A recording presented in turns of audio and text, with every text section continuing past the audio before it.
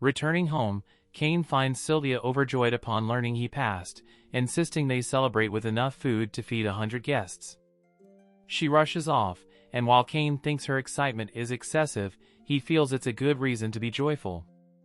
On the day of the entrance ceremony, Cain is pleased to see his parents have come to support him. He joins Telestia and Silk, charming them as they admire how cute he looks in his uniform. As the ceremony commences, other students are envious, wondering who he is while glaring at his position between the two girls. The headmaster calls Cain to deliver his speech. He introduces himself, acknowledging his exam mix-up while expressing eagerness to befriend everyone, hoping they can all get along, prompting cheers from the students. The king emerges to congratulate the students, remarking on the presence of certain irregular students, causing Cain to feel the king is cautioning him. When they commence their first class, the homeroom teacher introduces herself as Elka. She encourages them to contemplate their futures and select their fields of study. Cain wishes to pursue adventuring, but the girls object. Telestia argues that since Cain is already a baron, he needs to learn more about noble affairs. Upset, Cain learns from Silk that he can choose multiple courses. Thus, he resolves to study nobility, adventuring, and magic. Curious about the girls' choices, Telestia reveals she will study nobility and internal affairs. When Cain inquires about her interest in internal affairs, she expresses a desire to assist him in managing his domain. Silk opts for nobility and commerce, hoping to be useful to him in the future. After leading class, Cain spots some bullies harassing a girl. Noticing her ears, he realizes it's Parma from the item shop. The bullies turn out to be Habit and his gang, ridiculing her for being a beast and claiming she doesn't belong in their class. Cain intervenes, asserting that nobles and commoners are equal within the school. Habit remains unconcerned, but Sin recognizes he's speaking to Cain, recalling their earlier encounter. The boys question Cain's loyalty to a commoner, considering him a noble himself, but Cain clarifies he is simply standing up for a friend. Habit threatens to involve his father to harm Parma's family, but the girls approach, forcing the boys to kneel and apologize. They hastily apologize to Parma before fleeing. Parma thanks Cain for his help, but the girls suddenly interrogate him about his relationship with her, leading Cain to kneel for a chat. He becomes anxious they might form an alliance, but a voice beckons him to visit the library. Curious, Cain opens the door, only to find himself transported to another space, where a man asks if he wants coffee. Cain demands to know the man's identity, astonished at the presence of coffee in this realm. The man introduces himself as Yuya, the first king, addressing Cain by his former name, Kazuya. Cain recalls the book he had read, but notes it was written over 300 years ago. Yuya chuckles, inviting Cain to check his stats. When Cain opens his status window, he is stunned to find he has obtained the title of God of Creation. Yuya explains that they exist in a world he crafted, thus he is regarded as a god, maintaining his appearance even after 3 centuries. He elaborates on how he communicated with Xenom, indicating the other gods desire Yuya's assistance with Cain's training. Cain feels he is already sufficiently strong, but Yuya urges him to take a cookie from him. As Cain attempts to do so, Yuya easily halts him, asserting that he still has a long way to go. Cain questions why he needs to grow stronger, and Yuya reveals he must confront Aaron, the evil god. He recounts that 300 years ago, Aaron compelled people worldwide to engage in conflict through an oracle, instilling distrust and inciting violence among them. Alongside his companions, Yuya managed to seal Aaron away. However, the seal has weakened and Aaron's resurrection is imminent. Cain asks why they cannot simply seal him again, to which Yuya explains that since becoming a god, he can no longer interfere directly in the world, similar to the other gods. Yuya adds that Cain's past life holds significance, but they suddenly teleport to the ocean. Yuya tosses him a sword, asserting he will divulge more information if Cain completes his training. He provides Cain with a compass that will guide him back to their previous location. Cain is informed he must reach at least level 600 to have a fighting chance against Aaron. Cain worries it will take ages, considering he is currently around level 300, and expresses concern about missing school, but Yuya clarifies that 1 year in this world equals just 1 day in the other. Wishing Cain luck, Yuya vanishes, leaving Cain with no alternative but to begin heading back to the house. Enters the forest, he is immediately besieged by various deadly creatures. Meanwhile, in the other world, Telestia and Silk visit Cain's mansion. Concerned for Cain's well-being due to his absence from school, Sylvia begins to fret, fearing he might be in danger. However, Telestia remains confident in him, deciding to stay and wait for his return. We find Cain being captured by a beast, utterly fatigued, yet he manages to unleash magic against it before collapsing. It's revealed he has been in the forest for several months, and he questions whether he will ever return. Suddenly, he hears a cry and instinctively rises, dragging himself toward the sound, discovering an injured beast lying helplessly. He contemplates ending its suffering but recalls his desire to protect others. Summoning all the magic within him, he heals the beast, only to lose consciousness in the process. The beast safeguards him from other monsters, and upon waking, it bounds onto him, licking his face. Realizing the beast is also alone, Cain invites it to join him, naming it Haku. With Haku's companionship, he maintains his sanity, reminding himself to persevere, as he has something precious to protect. After some time, he finally returns to the house, where Yuya welcomes him back, commenting on how much he has grown. 4 years have passed. Yuya also notes Haku is a holy beast and suggests they form a contract. Cain tries this, and Haku vanishes, with Yuya explaining he can now summon Haku whenever he desires. Yuya introduces Cain to his next instructor, Duran. Duran informs Cain he is still insufficiently strong because Eren is more powerful than Yuya, who is stronger than Duran. Thus, Cain must first defeat Duran. Cain activates his boost skill, but Duran evades his attack and knocks him out with a single blow. Upon regaining consciousness, Cain finds himself cared for by Duran and meets his wife, Ruri. They own a pet dragon named Jean, and Cain expresses excitement to befriend it, but Haku jumps in protectively, seemingly disapproving of the dragon.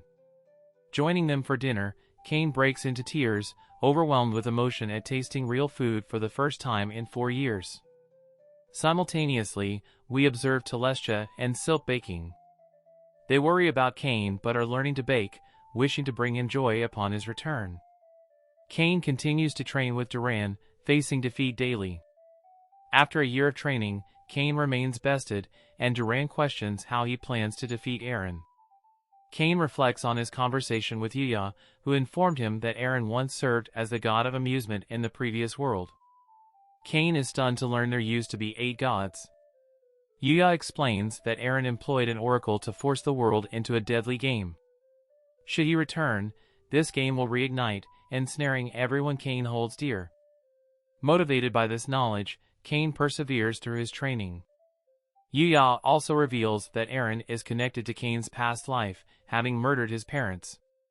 It's unveiled that Cain's parents, Seiya and Megami, were also victims of a car accident and were summoned as heroes to this world.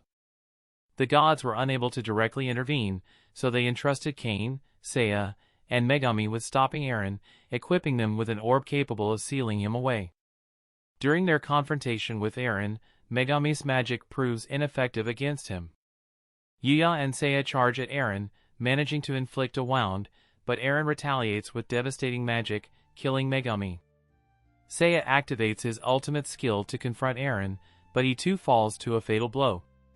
Taking advantage of the distraction, Yuya manages to seal Eren but at the cost of Seiya's life. As Cain reflects on his commitment to protect those he loves, he finds the strength to overcome Duran, finally completing his training. Cain visits his parents' graves, and Yuya mentions they always worried about him. Cain expresses gratitude to Yuya for caring for his parents, and when offered a cookie, he manages to grab it this time, prompting Yuya to acknowledge Cain's growth. Yuya suggests having coffee together, but Cain expresses eagerness to return to his world. Yuya notes Cain's changed appearance and uses his power to revert him back. Yuya advises Cain to look after Haku. Duran suggests taking Jean to experience the other world as well, prompting Cain to form a contract with Jean. Cain thanks both Yuya and Durant for their care, preparing to return to his world. Before departing, Yuya tosses Cain a sword, instructing him to present it to the king, then Cain teleports away. Reappearing at his mansion, Cain is greeted joyfully by the girls. He apologizes for their worries, but Telestia assures him they had faith in his return, even learning to bake cookies for his arrival. They warmly welcome him home, and Cain savors their presence, relishing the cookies. Cain meets with the king and explains that he encountered Yuya in another world. The king finds this hard to believe at first, but Cain shows the sword that Yuya gave him, which the king immediately recognizes, so he accepts the story as true. The king reads a letter from Yuya and learns that Cain was trained under his guidance. Cain recounts his training ordeal, where he was left to survive in a forest full of vicious monsters, enduring constant beatings for 5 years. The king is shocked, wondering how Cain trained for 5 whole years, but the duke finds it as amusing as ever. The duke adds that during Cain's absence, the guild was looking for him, as he hasn't taken on any quests since reaching a rank, and may have to cancel his registration. The king grows concerned upon hearing this and heads straight to the guild.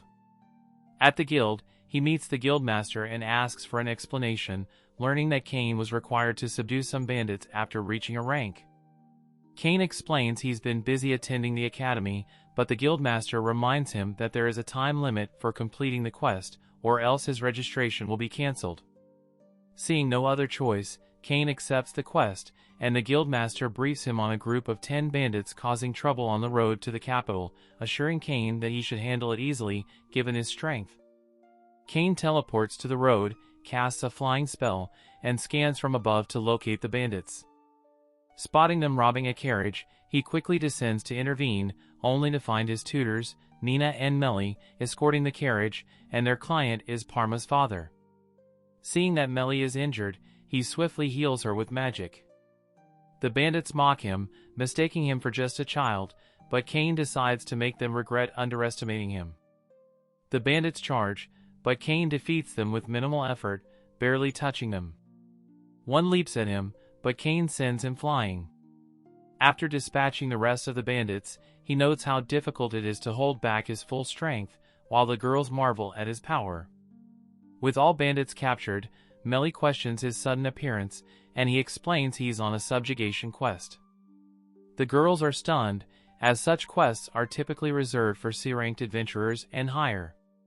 Cain reveals he's already an A rank, and the girls can't believe he bypassed the C and B ranks entirely. The bandits are taken back to town in a cage, and the group stops by Tamani's item shop to deliver Parma's father safely. Parma is thrilled to see Cain and surprised by the bandits, musing about how it's supposed to be a day off school, yet he's still hard at work. She reflects on his busy life as a baron, and Melly, shocked by his title, wonders if she should address him more formally. Cain assures them he'll always see them as his mentors and insists they continue calling him by his name. Melly remarks on how much Cain has matured, noting he seems more like an adult, but Cain slips away, reminding them he has to report back to the guild. Cain returns to the guild, where Tia is surprised he completed the quest so quickly. As she informs the guildmaster, some adventurers begin harassing the girls. One man tries to grab Melly but is stopped by Cain. The men recognize him from a previous encounter, panic, and flee. Claude arrives to find Cain with Melly, who reveals she's his younger sister. Cain is shocked by the connection, and they all sit down for a drink together. Claude inquires about their mission, and Melly explains how Cain saved them, mentioning his rank. Claude is astonished, considering Cain's recent registration, but remembers how Cain kept up with him in their mock fight. Melly wonders about Cain's strength, which makes him uneasy since he can't reveal his training with the gods. However, Melly recalls him defeating a red dragon even as a child, concluding he's always been strong. Claude, impressed, notes that red dragons are S-rank creatures, and the girls show off the magical bags Cain made for them.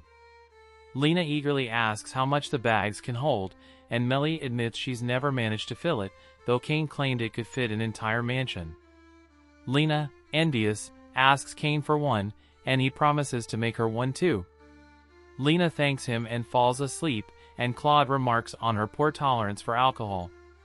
Cain then remembers he's missed an entire week of school and realizes he needs to avoid further absences.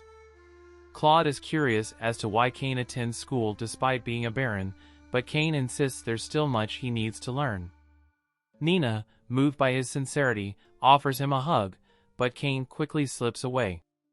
At that moment, Tia appears, mentioning that the academy's instructor was injured, and Claude volunteers to help Cain.